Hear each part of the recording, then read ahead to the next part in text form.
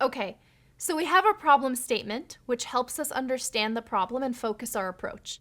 We know we have to input a list of event objects and evaluate these objects' attributes to output a report of all the users currently logged into a machine. Now it's time for step 2, the research. We're going to consider all the tools we have available to help us solve the problem. To find out which users are currently logged into machines, we need to check when they logged in and when they logged out. If a user logged into a machine and then logged out, they're no longer logged into it. But if they didn't log out yet, they're still logged in. I know, we're stating the obvious here, but in programming, it is super important to be clear on the parameters. Also, knowing this tells us that, to solve this correctly, it's vital that we process the events in chronological order. If they're not, we can get the logout event before the corresponding login event, and our code may do unpredictable things, and no one likes unpredictable code. So, how do we sort lists in Python? We'll need to do some research. Type sort lists in Python into your favorite search engine, and you'll get a bunch of results that mention the list's sort method and the sorted function. The difference between these two options is that the sort method modifies the list it's executed on, while the sorted function returns a new list that's been sorted. Apart from that, they work the exact same way.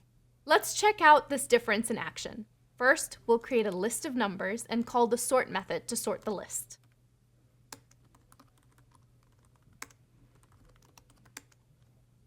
You can see here that the elements of the list have been sorted. Let's try a different example now using the sorted function. We'll create a list of names.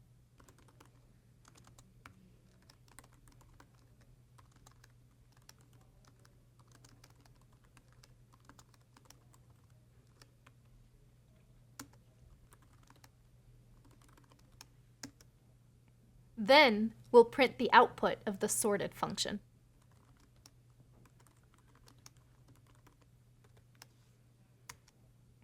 Let's print the original list again to check that it didn't change. So you can see that the original list wasn't modified.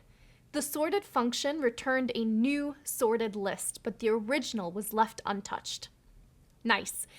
We now know how to sort things in Python. For this problem, it's fine to modify the original list, so we'll use the sort method. But wait, see how both these options sorted the list alphabetically? That's the default approach Python takes. But what if we wanted to organize our lists by a different criteria? Again, if we take a look at the documentation we found online, we'll see that the sort method can take a couple of parameters. One of these parameters is called key, and it lets us use a function as the sorting key. Let's try this out on our list of names. Instead of sorting alphabetically, we could sort by the length of each string. Do you remember which function we can use to do that? Yep, we can pass the len function as the key.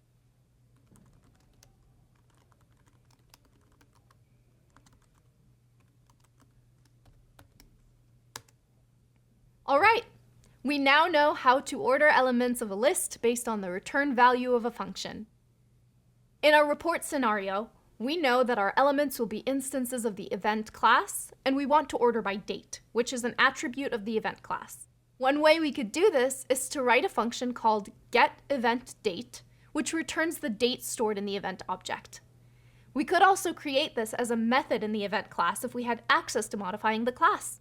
But since we're working with a bigger system that generates these events, we'll assume that we can't just add a method to the class, so we'll create our own function instead. How does this sound? Is it all making sense? Remember that there are various paths we could take to solve this problem, but some are better than others, so it's important to understand why we chose the options we did. Feel free to take some time on your own to explore the possibilities and understand what we're doing. In the next video, we will dive into our plan to build our script.